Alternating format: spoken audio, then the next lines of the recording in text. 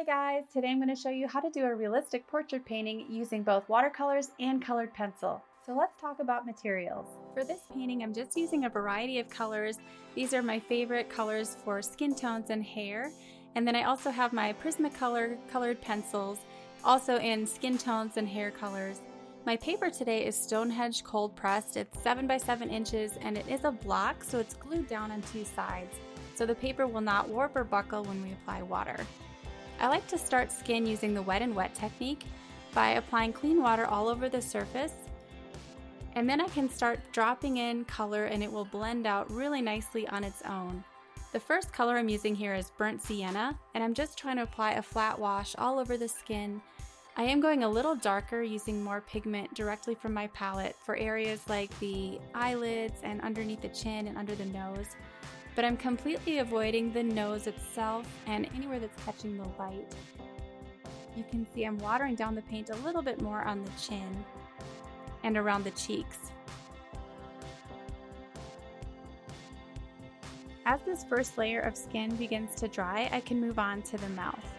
The paper here is actually still wet, so when I first start dabbing on some cadmium red, it blends out really nicely. I'm going really intense with my color here.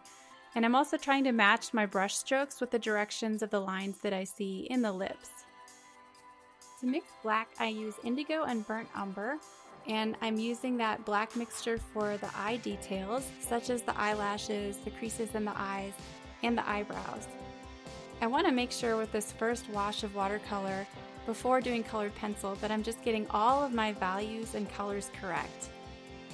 Really, I would say that 80% of this painting is done in watercolor first.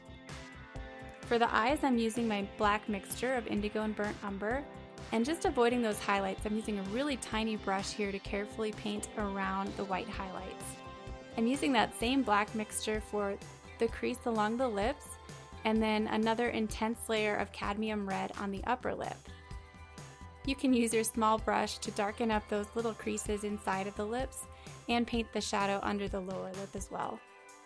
To darken up the shadows around the mouth, I'm using burnt sienna and transparent orange and a little bit of quinacridone rose. This is my favorite combination for skin tones and skin colors.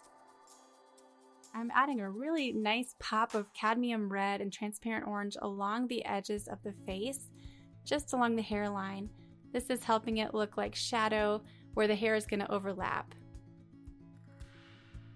Don't be afraid to use lots of color, lots of pops of color, and blend your edges really well, especially since this is a smooth-skinned person. It's very important to blend all your edges. I like to alternate back and forth between a paintbrush that has the paint on it and then switch to a brush with just clean water to blend out those edges. I'm just going deeper with all of my shadow shapes and intensifying the creases with a mixture of burnt umber and burnt sienna.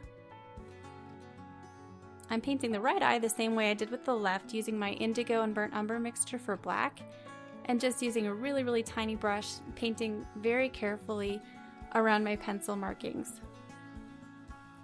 Inside of the eye, I'm avoiding the highlight, and I'm using a watered down burnt umber for the brown eye. Once that's dry, I'll go back in with more detail. You can darken all around the eye and make sure that your values are correct. Constantly be looking back and forth between your painting and your reference photo to get your values as accurate as possible. I'm using a lot of transparent orange in this mixture because I'm really enjoying this color. Once the eye is dry, I can go back in and start to paint those shadow shapes of the eyelashes over the highlight and things like the pupil in a little more detail. To intensify the shadow under the nose, I'm using burnt umber and transparent orange. And again, making sure that I blend all of my edges. I'm using my tiniest brush to paint the eyebrow and just little hints of hair along the edge, but we'll go back in and add more of that later. Using pure transparent orange all along the edge, along the hairline, underneath the chin, little cadmium red there as well.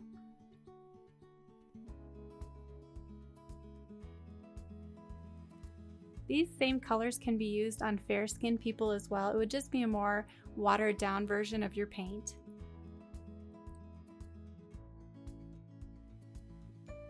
I'm just darkening the shadows along the side of the nose and above the eyes and along the hairline.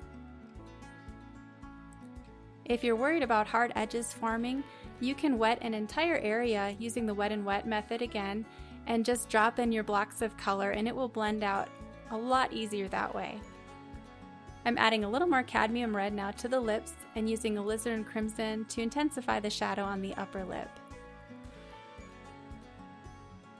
Grabbing some black now and painting those nostrils. It is one of the darkest areas in the painting.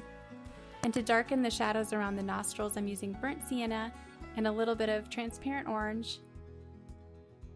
Don't be afraid to go dark with your shadows, especially on a person who has really striking features. A little more detail in the lips and a few more eyebrow hairs are adding some nice details, but remember, we're going to go back in with colored pencil so we can add more of that later.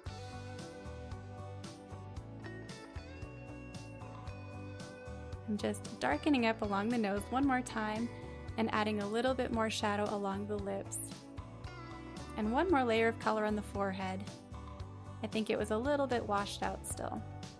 For the hair, I'm doing my wet and wet technique, starting with clean water and then using burnt umber and a nice flat wash all over the surface.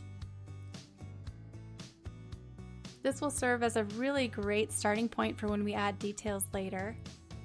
While this paint is still wet, I'm mixing up some black again using indigo and burnt umber and a little bit of alizarin crimson for a more reddish hint. And I'm beginning to drop in black details indicating the beginnings of curls. You do not have to be perfect at this point. We're just roughly following our reference photo, kind of painting in the darkest shadows right now.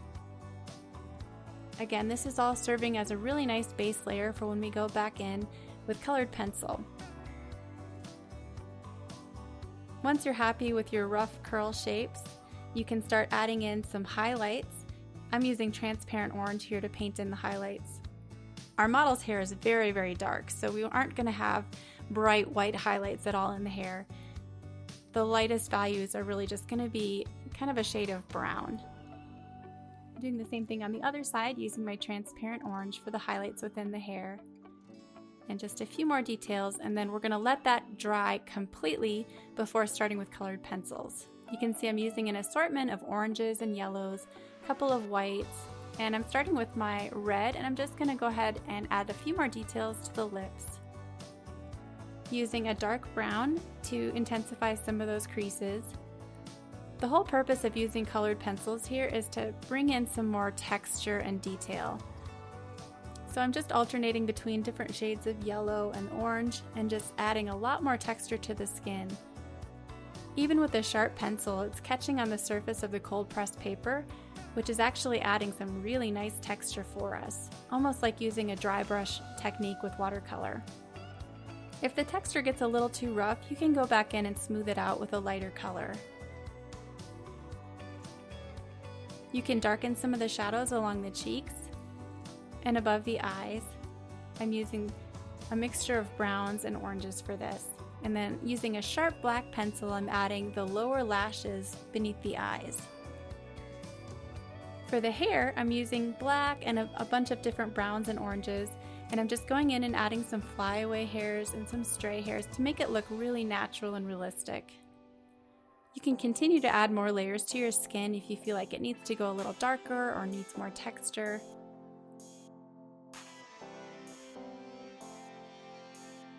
You can refer to your reference photo often to draw and paint curls. You'll have shadow areas, midtones, and highlights, just like any other shapes. I like to look at curls almost as chunks or in sections, and I like to paint the shadows first and then draw in the highlights and add the midtones afterwards. Here on the side of the face, I'm just adding a few hairs overlapping the face to make it look even more real. Those little individual strands of hair really add a lot of great detail to your portrait. Aim for a composition that is balanced and that has a variety of colors and a variety of textures.